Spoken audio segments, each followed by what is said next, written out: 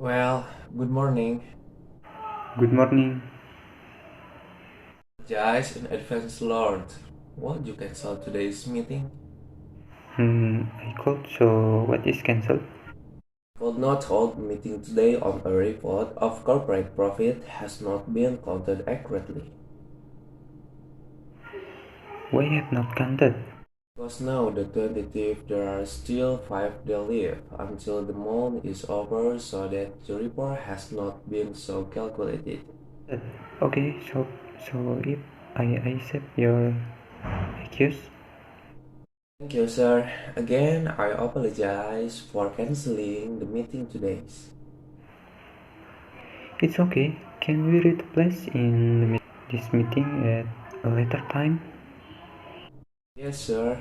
I got probably around June 30 or 31. You can. Yes, I can.